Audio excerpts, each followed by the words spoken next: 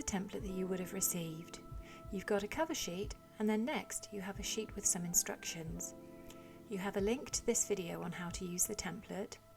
You have your mug tutorial video, and underneath that you have a link to written step-by-step instructions with pictures on how to make the mug.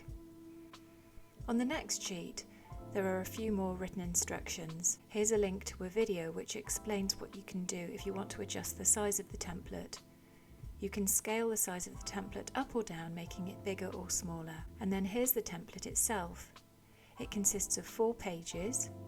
You've got page 1 with template A and page 2 with template B. On page 3 you have a guide rather than a template, and this doesn't need to be cut out. I'll explain a little bit more about that in a minute.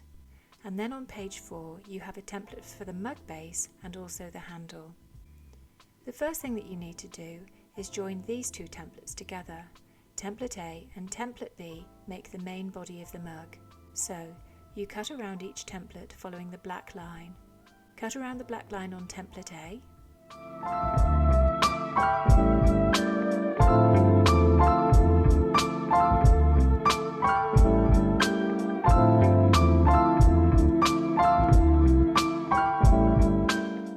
And then you need to cut out template B. You'll notice on template B that there's a shaded area at one end surrounded by a dotted line. You're going to need to keep that dotted line on there because the shaded area will overlap with template A.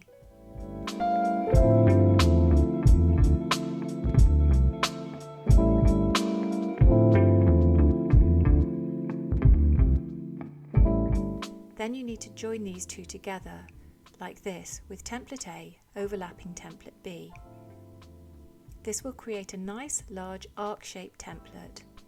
Be sure not to join them the wrong way, because if you attach them the wrong way you'll end up with an S shape, whereas you want a C shape.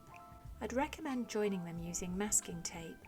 Regular sellotape has a shiny finish which can stick to the clay slab, whereas masking tape has a paper finish that doesn't stick. So you line them up and then you join them together with the tape. I trim off any excess tape and then I stick the templates together on the reverse side as well, just to be sure. Once joined, you have a nice arc-shaped template which makes the top section of the mug. As I mentioned earlier, strictly speaking, the shape on page 3 isn't a template because you don't have to cut it out. It's more of a guide for shaping the clay. It'll become clear when you're watching the mug tutorial exactly how to use it, but just to give you a heads up, once you've made the clay cone that's the main body of the mug, you'll lower it over the page and then use this as a guide to shape the clay.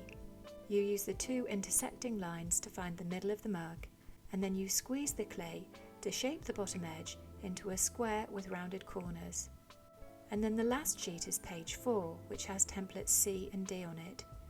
Template C is the mug base and template D is the handle. The template for the base is a bit bigger than the bottom of the mug. It's best to have a bit of excess clay to trim off and shape, and it also gives you some clay to blend the base onto the bottom of the mug. The handle is relatively long, but you can trim it to a length that you find comfortable.